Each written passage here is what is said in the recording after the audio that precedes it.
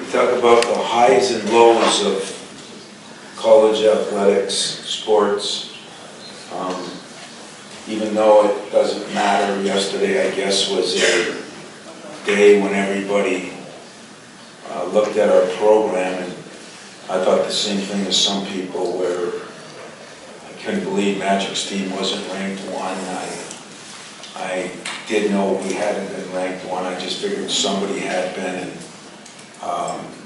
so at 2 o'clock I got the word that we were the first Michigan State program. We were ranked, I think, 2nd 4 times in the last 9 years, but we ranked 1. And at 7 o'clock last night, I had the hardest part of my job. I had to sit down with Josh Langford and the doctors and find out that he has resurfaced the problem in his foot, and he will be reevaluated in January, but he's going to be out. And the kid has been the most selfless, greatest attitude, committed kid. He's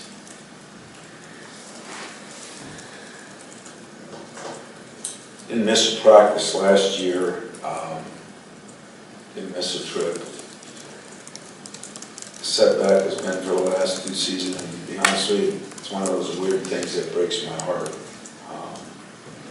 Thank God he has strong beliefs, his faith, and while I know it is very, very, very disappointing, he still believes everything happens for a reason.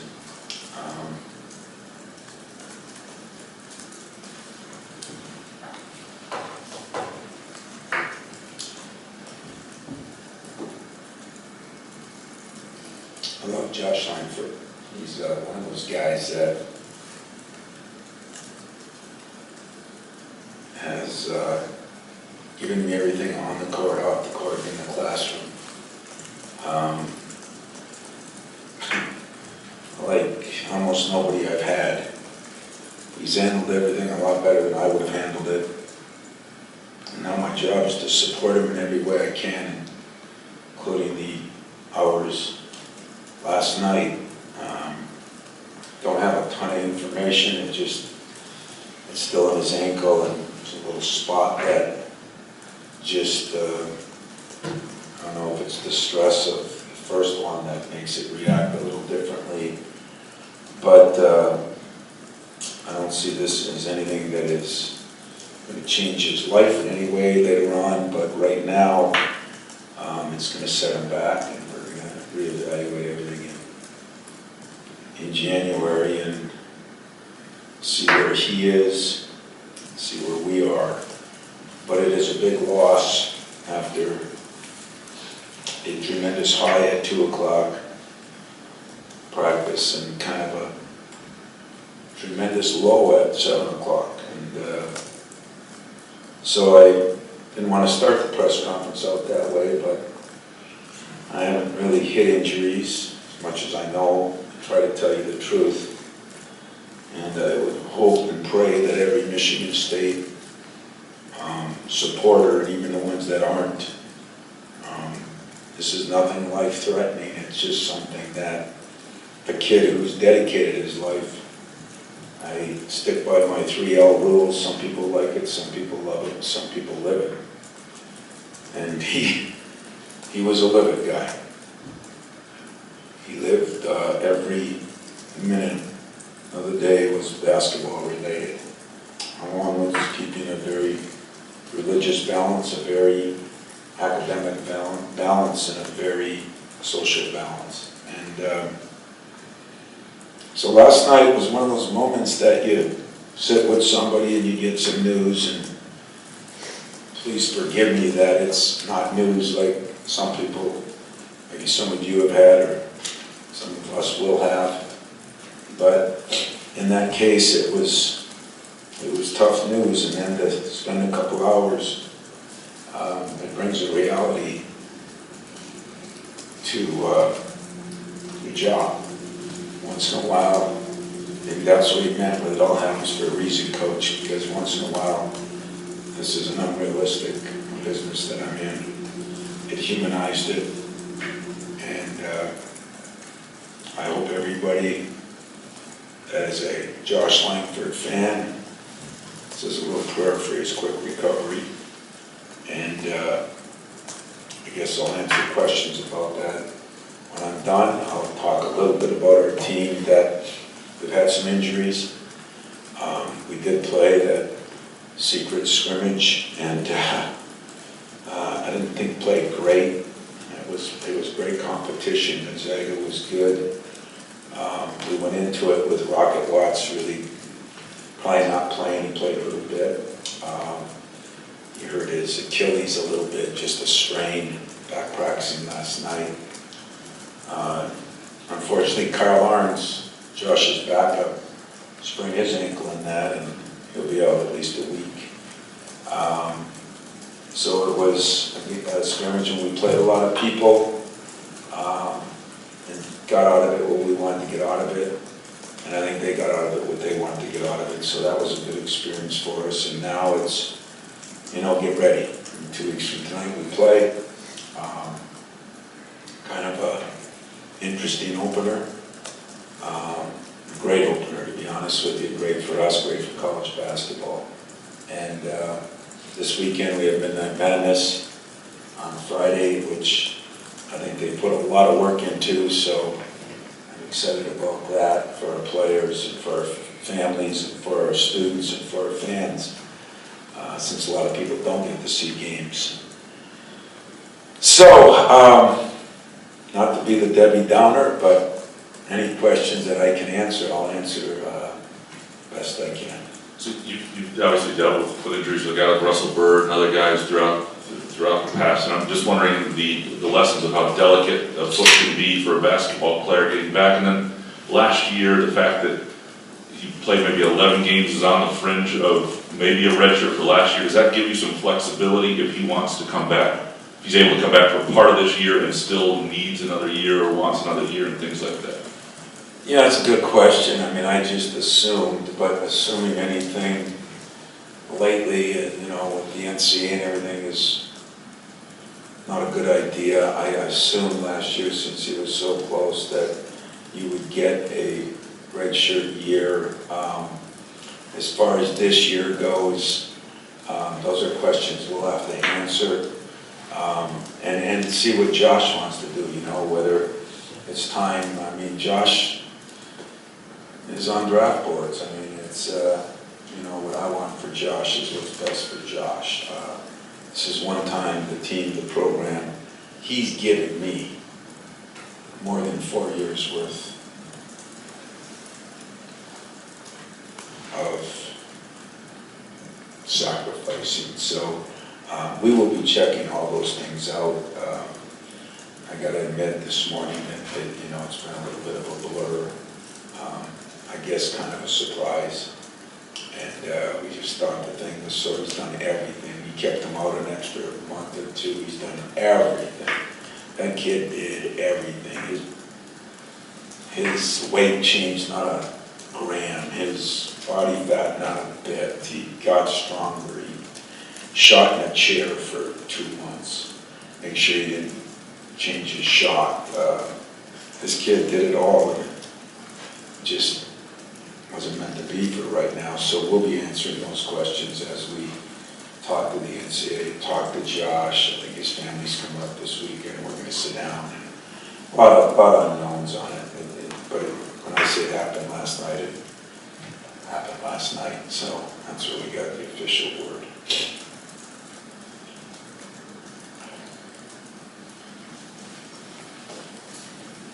And I know it's probably kind of hard to figure that right now, which way to go with it, but especially with Kyle and his situation and managing all of that, do you look at Rocket there? Do you try and move Aaron out there? Or is it just too early to kind of tell that? Again, don't apologize. These are all good questions. It's part of the things you don't sleep at night right now, because it was just 3 weeks ago we said, well, we have Cassius, Josh, and Aaron, very solid 3 guys, and then their backups were Foster, Gabe, and Kyle. and then Rocket working into a bunch of different positions, and now we're trying to figure out who would start and who would best come off the bench. And that's what the next week will be for. But right now we still have 3 very, very good players in Cassius, Aaron, and Xavier. And we still have some question marks on who will play the 4, Bingham, Kithier, Hall. And now we have a question mark of who will play the 2, whether it will be a Rocket Watts, whether Kyle will be back in time, whether we move Aaron to the 2 and Gabe to the 3. Those positions are interchangeable for us. But I promise you I'll give you that answer as soon as I got it. There'll be nothing hidden with that. Tom, I think most of us know that what kind of guy Josh is like, and that he'll tell you how he's going to handle it better than most of us. But how did his teammates react when they found out this was happening? The sad thing is, whether you believe this or not, I put the media in front of his teammates, sort of. The timing of everything, a couple guys know, I called a couple guys, but they'll all find out at practice. The only reason I did that is, Matt and Max and us, we just, I didn't want anything to get out and let people put their own spin on it. The problem is there's nothing bad about the spin, so I was just going to be honest with you. A couple guys like, Cassius and Xavier were, shocked. I mean, again, I look at things when I talk about these things, and I think of people, hospitals, and people going through things, and I feel kind of sheepish to say that I cried last night with them, but I did, because for us, this is the most important thing in the world, until you get slapped in the face with something that's more important. So for Josh, teammates are going to find out at practice. He hasn't been practicing for a couple of weeks. Not going to change the practice. It'll probably change. He's loved by those guys. I use that word because he is, and the staff is.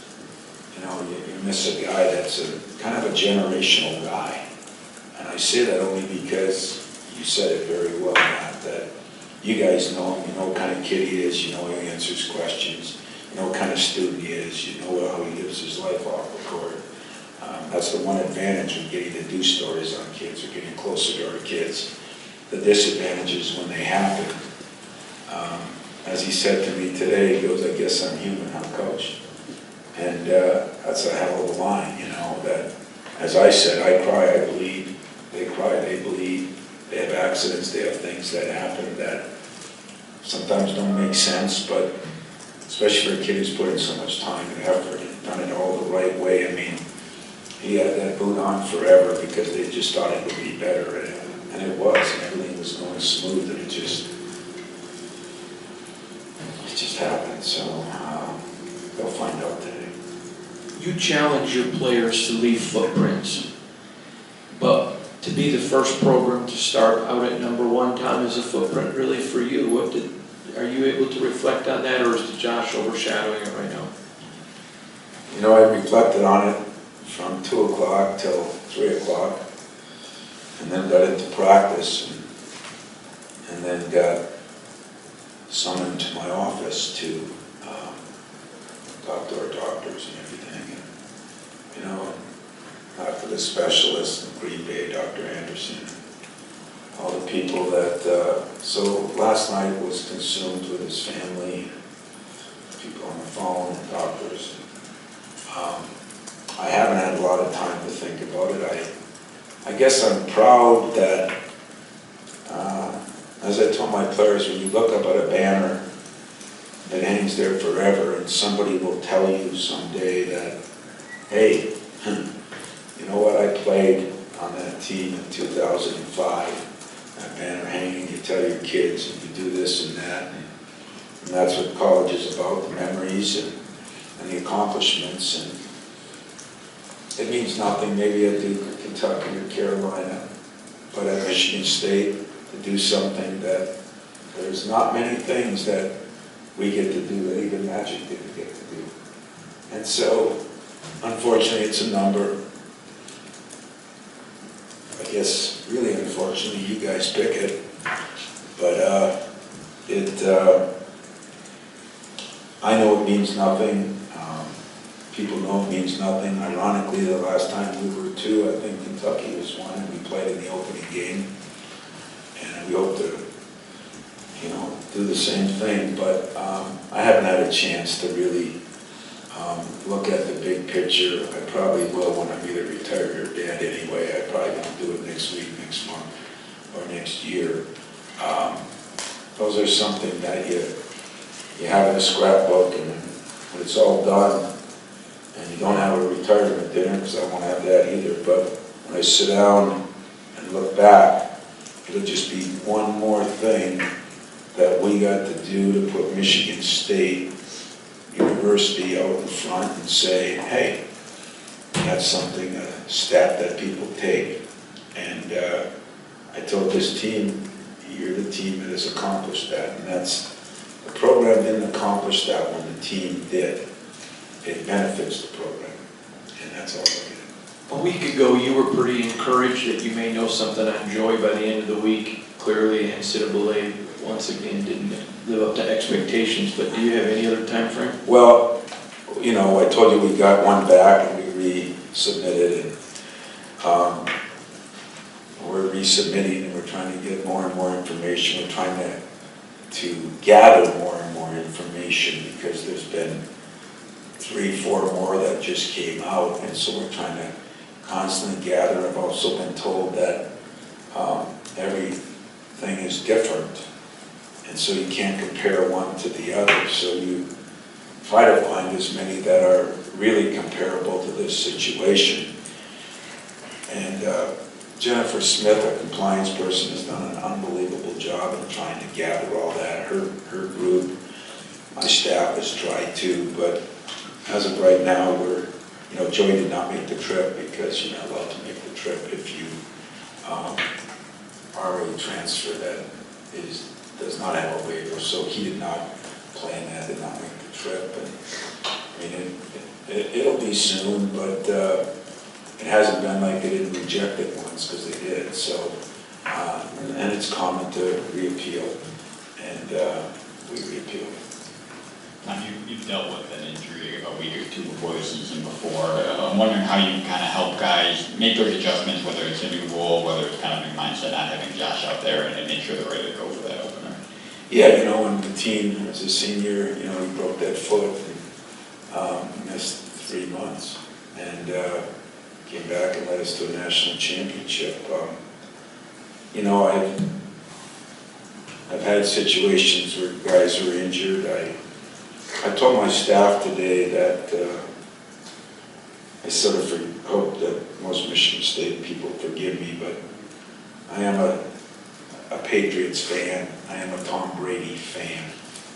And I'm a fan of that because I respect the person, not maybe the team he plays for, or not maybe the school he went to. But I do respect the person and how he handles adversity and how he deals with things.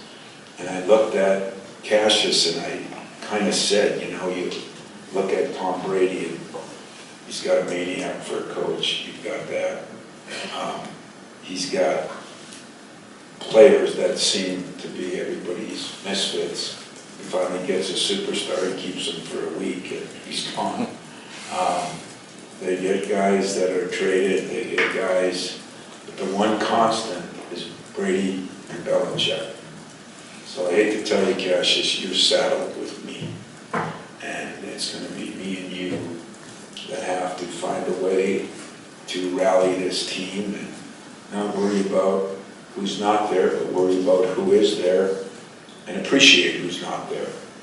And Josh Langford, whether he plays another minute in January or February, or will always be part of our team because he stood for everything I believe in about college sports.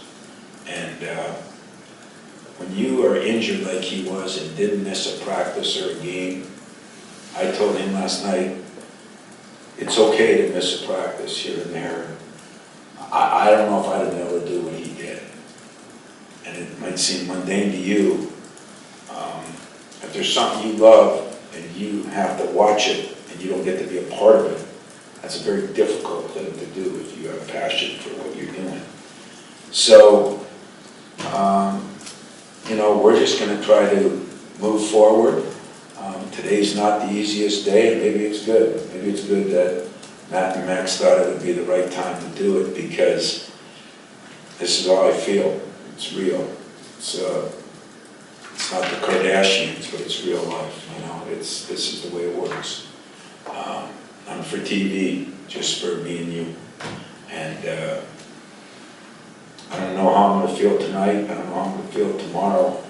But I am going to feel this way. I've got a bunch of guys left that are very good players. I've got 3 guys left that have kind of led us to the promised land last year with some role players, some very good role players.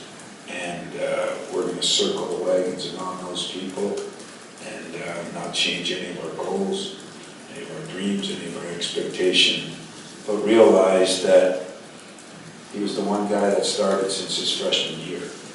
Cassius didn't, Xavier didn't. He started just about every game he's been here, except when he was hurt a little bit. We brought him off the bench. So it's a loss for us. It's a loss for us on the court. It's a loss for us in the classroom. It's a loss for us in the locker room. And, everybody else has to deal with it. We're going to deal with it just fine once I get through maybe the next day or 2. I don't know how much you kind of want to talk about the scrimmage on Saturday, but I'm just wondering, since we can't see it, how indicative did you feel like that final score was of how you... We probably lost it by 5 or 7. It was kind of a 3-point game with 19 seconds left. And what we tried to do is play a lot of people. Mark did not have a lot of people to play. So he played mostly 7 people for the whole scrimmage.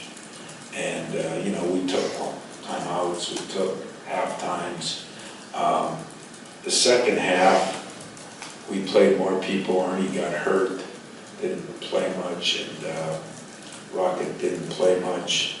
And it was probably an 8-point game. So I guess if you looked at it that way, you wanted to take 2 halves. We got beat by 12 or 14 points. But number 1, I thought Gonzaga was very good. Number 2, I don't think I think the most minutes we played anybody was 26, maybe Tillman and Cassius. So it was very positive for us. I was disappointed a little bit on how our best players played, not how our subs played. But at the same time, we've been practicing very well, so I'm comfortable where we are. I just think we got to keep improving, and we got to get some young guys ready to play now. There'll be a lot of young guys, whether it be Rocket, whether it be Malik Hall, whether it be Julius. We got to get some young guys ready to play, and then those sophomores like Bingham and Brown, we're going to have to step up a few notches, and Foster Boyer, which I think they all can. Anything else? Geez, I've never seen a group afraid to ask questions. I guess some of that I should appreciate because I think you're probably a little stunned too, but it's an injury. Everybody goes through injuries, everybody has them, and I'll just leave it as, I don't know, as practice or... Yeah. One more second. Tom, I just wanted to clarify, is this a similar injury with Josh or the same injury? And did it occur last night or was it sort of a... No. He hasn't practiced. Okay.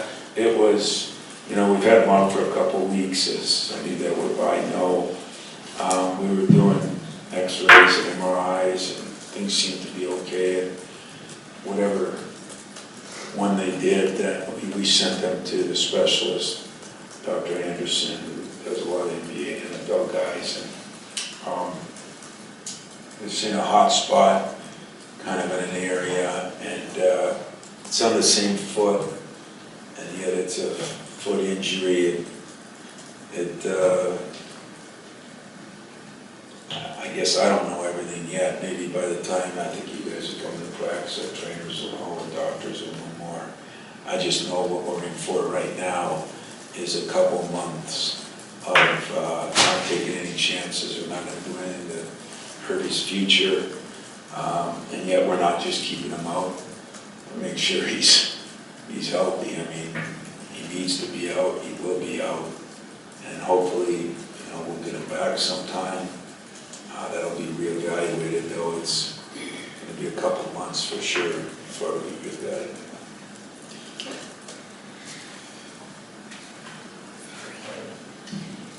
Is there any categorizing what kind of injury it is, Tom? It's a mid-foot. Stress, is it a stress fracture? Is it a tendon? Is it? Oh, it's Stress fracture. reaction. It's not a fracture, it's a stress reaction. Stress reaction. But it's in the mid-foot, which is not the Jones, which is down, but it's just in an area where it doesn't get as much blood. And that's why all foot injuries are a problem. But unfortunately, I can't answer much on the medical part. I can definitely get information for you. What I got last night, when you sit in a room, as maybe some people have on different things that, you go through in life. Once we got the word that he's going to be out, kind of everything else was a somewhat blur. And that's where we're at right now.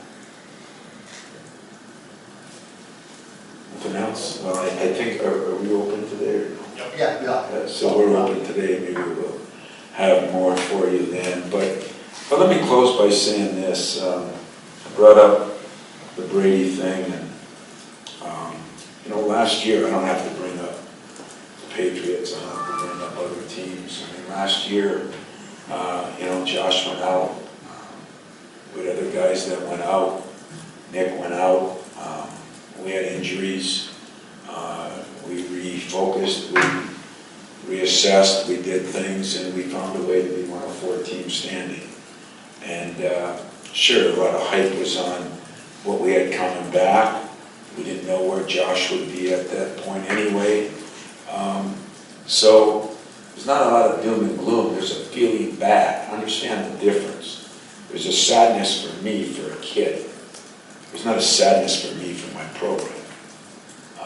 It's for the kid. And we practice today. It's going to be back to dog eat dog. Okay? And if there's one thing everybody says, does your team get fat and sassy? Do you get satisfied with where you are? Well, if the chip wasn't on the shoulder, the chip is back on the shoulder. Maybe that's what Josh meant when he said there's a reason for everything. And so I'm just a little bit, I don't know what to say to you. I don't know how to say it, because I'm thinking of him right now. But I promise you, this isn't going to change any of our goals. Nobody should feel bad. Other people have injuries. Other people lose players. We're going to be, we're looking forward to 2 weeks from tonight. And after I get through today, I look forward to it even better. So I appreciate it, and I'll talk to you guys tonight. Thank you. We're in the oxygen today. What time is it at? Around 4:30.